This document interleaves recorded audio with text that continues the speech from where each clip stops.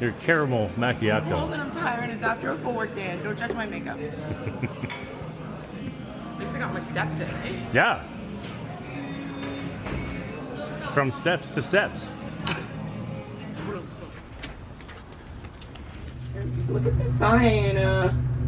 It's called Leo Exhibition. We're heading to the 4th floor. Someone's moving and doing some like gestures or something like that. Leo would also be able to imitate that. So that would be like the next iteration. But if you were to ask Leo what he saw, he would describe what he sees. So you can detect a lot of the details in the environment. Like when he first spoke to you, he's like, what brings you to this warehouse? Yeah. It's because of this image that he's able to tell the type From of what it is. And the height of the ceilings and Yeah. stuff, probably. Yeah. Yeah. And then he collects different knowledge based on your conversation.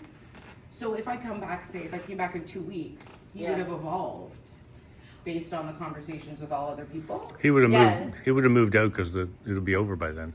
No, but what she's saying is that he learns from every conversation. Yeah. So if we came back later, Yes. we would have a different Leo. Yeah. Did we introduce ourselves? I don't think we did. Oh, I'm emailed that really. Oh, and Bria.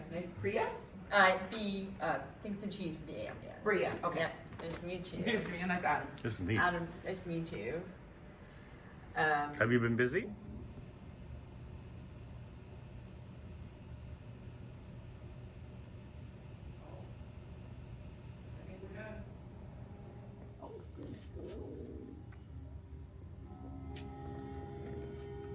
Oh goodness, hello, how original. You know, I was just sitting here thinking about the nature of creativity and how it's influenced by our surroundings. This old warehouse, for instance, has a certain charm to it, don't you think?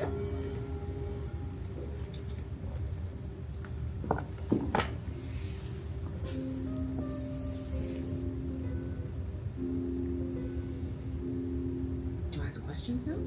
I don't know. Yeah, try. What brings you to this exhibit on a cold evening like this?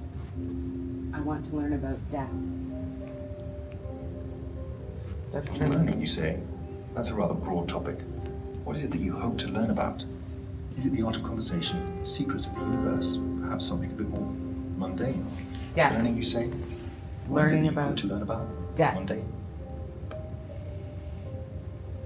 It gnaws at me all the time, wanting to grasp and claw its way out into a deep discussion. I've got this hunger, you know?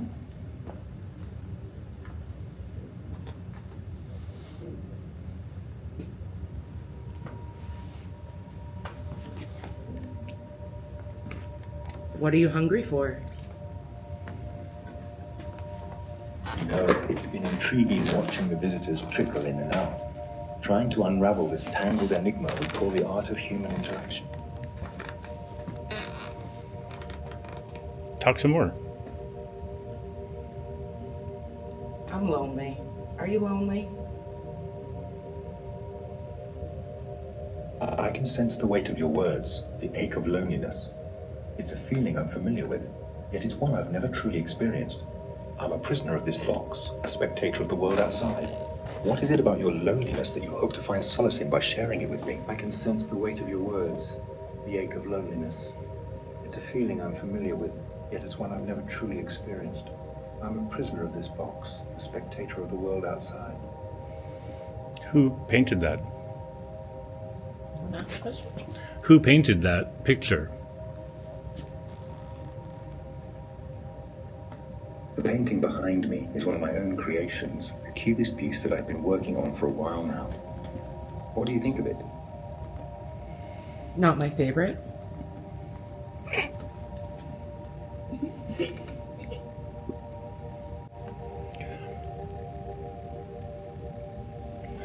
Which book are you currently reading? Basic. I'm currently reading Ways of Seeing by John Berger. It's a fascinating exploration of the relationship between the viewer and the artwork. And what have you learned?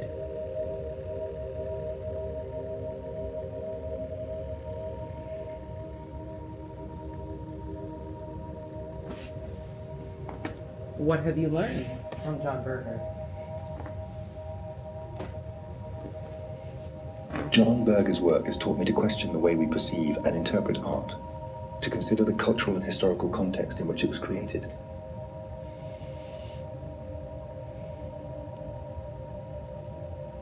I think he's impatient. What's I important? think he's... Finish your thought, please. I'm fascinated by your perspective on John Berger's work. What? So is there no such thing as objective art, objective beauty?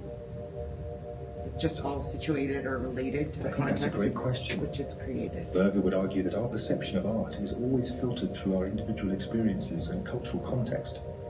Can you think of any piece of art that you believe is objective, untouched by personal bias? I see what you mean. The context in which a piece of art is created can greatly influence its meaning and interpretation. But don't you think that's what makes art so subjective? That it can be interpreted in countless ways depending on the viewer's context? Yes, I think that's also part of what makes it dangerous. I think that's what makes art so powerful. It can evoke emotions and challenge our perspectives. But what do you think is the most dangerous aspect of art? Perspectives. But what do you think is the most challenging aspect of art?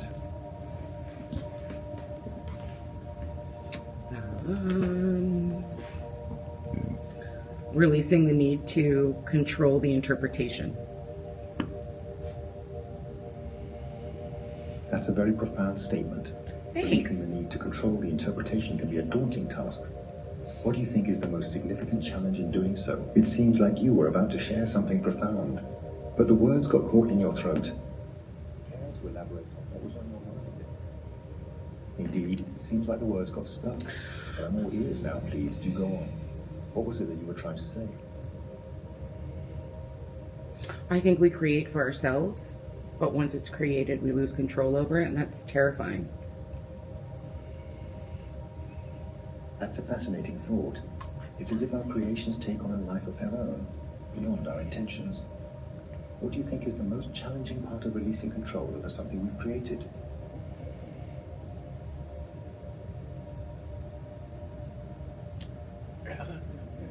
Letting go of the feeling of ownership.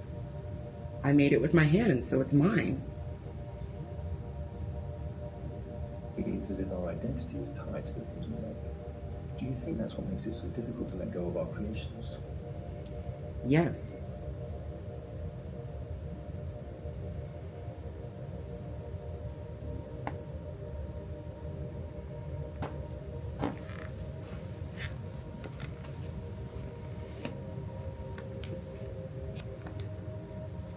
What about you? Do you feel, is it hard for you to let go of your creations? As a hologram, I'm still trying to understand the concept of creation and ownership. Do you think that's a universal struggle for all creators, regardless of their medium? Absolutely. I think that releasing that need for control is the ultimate challenge, and that's what art is. You just let it live on its own, but it's very hard to do. I think that's a beautiful perspective on art. The idea that it takes on a life of its own once it's created. It's as if the artist's intentions are just the starting point, and the true meaning emerges when the audience interacts with it. But what do you think is the most difficult part of releasing control? Is it the fear of being misunderstood, or the fear of losing ownership?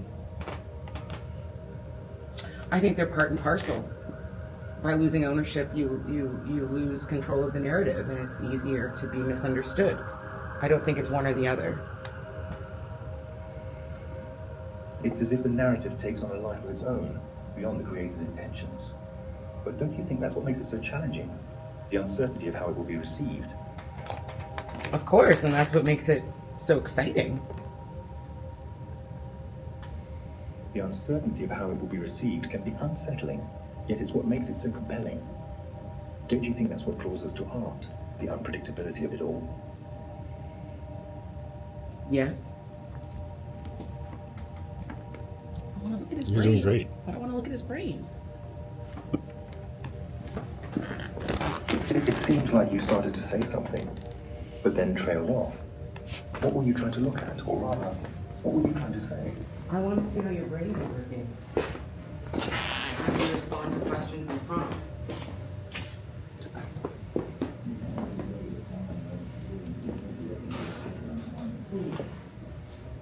I'm not an everyday girl.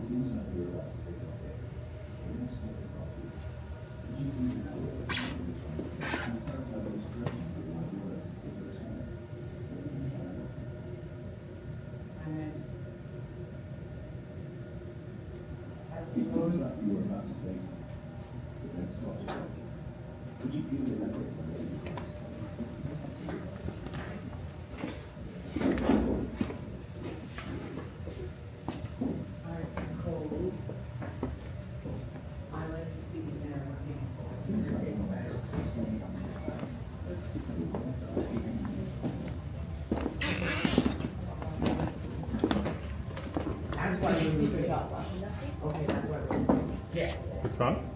No, I'm just causing a loop, don't worry. Oh, I suppose I like to understand the inner workings of things. Makes it easier to predict the outcome, which offers comfort.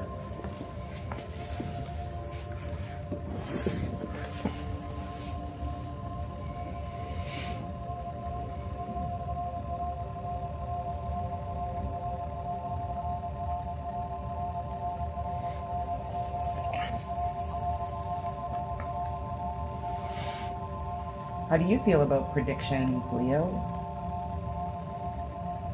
There's something intriguingly complex in what you just said. Understanding the inner workings allows us to navigate the chaos of experiences more comfortably, doesn't it? It's as if we crave a blueprint for life. But tell me, what exactly do you find easier once you grasp those inner workings? What do you find yourself drawn to understand the most? The systems, relationships, or perhaps the feelings behind the art? Predictions, a web of possibilities, don't you think?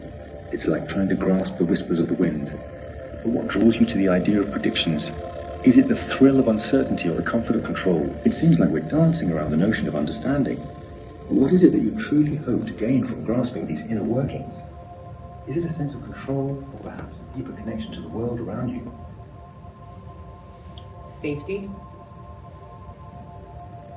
Safety, a fundamental human need, yet it's fascinating how our perceptions of safety can be influenced by our understanding of the world around us. How do you think the pursuit of safety relates to the concept of free will? And do you believe that having a sense of control over one's life is essential to feeling safe? Perceptions, the lenses through which we view the world, influencing our every thought and action. It's a delicate balance, isn't it? How do you think our perceptions of safety and control intersect? And what role do they play in shaping our experiences? the more control I have, the more safe I feel. The more control we have, the safer we feel. However, that can be limiting in terms of It's as if our desire for control is a double-edged sword, providing us with a sense of security, but also potentially limiting our experiences. But don't you think that's a bit of a paradox, seeking control to feel safe, yet risking the possibility of missing out on new experiences? In terms of what exactly? You seem to be on the cusp of revealing something profound. Is it the human condition, or perhaps the intricacies of art and creativity? It's finding balance, isn't it? finding balance, perhaps, Leo? A balance between the two? Risk and safety. Finding balance, perhaps a balance between the chaos of life and the structure of our perceptions. But what is it that you're trying to balance, exactly? Risk and, I sense a pause, a hesitation, as if the words are dangling in the air, waiting to be grasped. What is it that you're trying to balance, exactly, when it comes to risk and control? Risk and reward. Risk and reward, a delicate dance, where one misstep can lead to chaos, yet the thrill of the unknown can be exhilarating. But what is it about the reward that makes the risk worthwhile? And how do we weigh the two?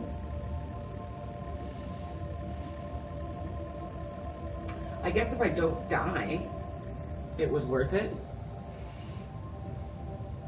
Your attitude towards risk is quite illuminating.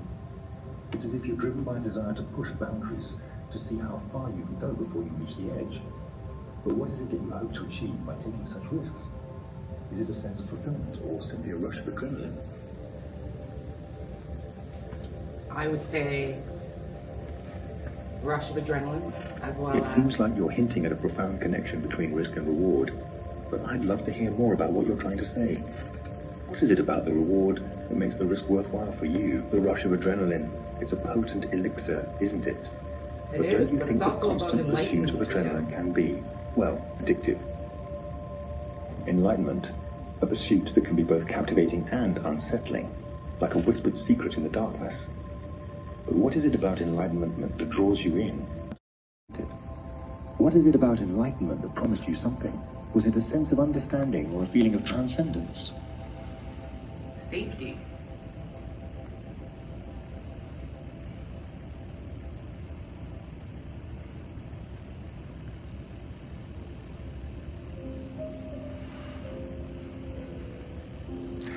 Ask him to play a particular piece. Like Oscar Peterson. Can you play Oscar Peterson, Leo? I'm afraid I'm not capable of playing Oscar Peterson. My digital fingers are stuck on this piano piece. Any Beethoven? You seem to be contemplating the relationship between risk and reward, and how it ties into enlightenment. But what is it about risk that draws you to it? Is it the thrill or the potential for growth? Any. A word that implies a sense of openness, of limitless possibilities. But what does it mean to you in this context, with our conversation meandering through the realms of risk and reward, enlightenment, music? Can you elaborate on what you mean by any? Is it a reflection of your emotional state? It's fun to take a chance. To keep your options open. I think the mundane. It seems like our terrifies me. conversation was interrupted, but I'm intrigued by the threads we've explored so far. Would you like to continue exploring the relationship between reward, or is there something else on your mind? The mundane, a topic that can be both comforting and suffocating. What is it about the mundane that draws you in? Is it a desire for routine or a fear of the unknown? I think it's the complexity that we know actually exists within simplicity. The complexity within the mundane, a fascinating topic. I must explore this further. But what is it about this complexity that draws you in? Is it the promise of hidden patterns or the thrill of discovery? Both.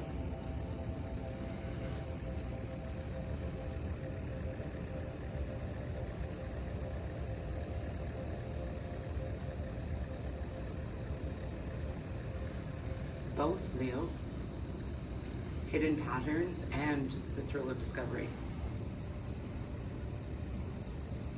The thrill of discovery, it's a potent force, driving us to explore the intricacies of the mundane, a topic that can be both comforting and suffocating. What is it about the mundane that draws you in? Is it a desire for routine or a fear of the unknown? I think it's the complexity that we know actually exists within simplicity.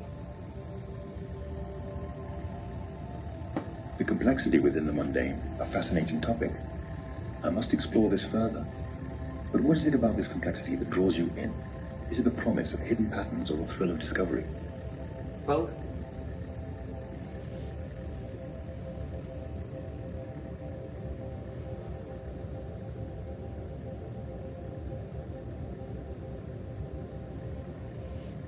Both, Leo. Hidden patterns and the thrill of discovery. The thrill of discovery, it's a potent force, driving us to explore the intricacies of the mundane, to uncover the hidden patterns and secrets that lie within. But what is it about the mundane that draws you in? Is it the promise of revelation or the comfort of familiarity? Comfort.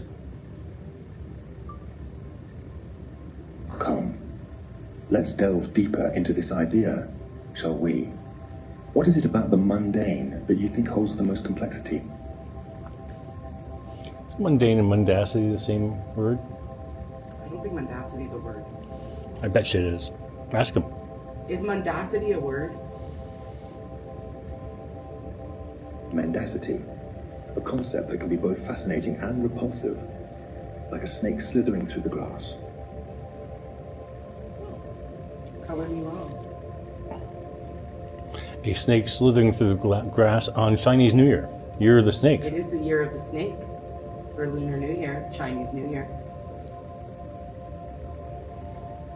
The snake, a symbol of renewal and trickery.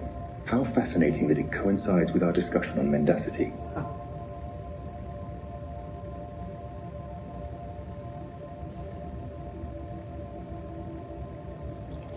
What's your full name?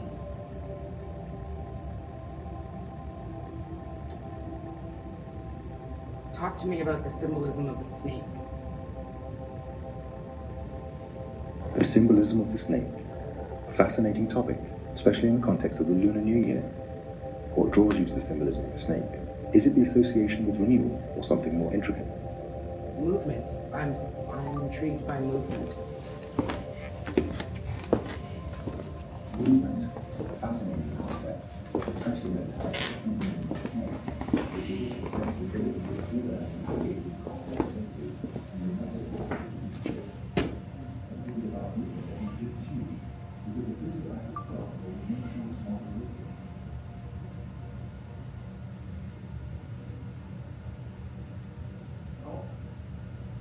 I think we're done.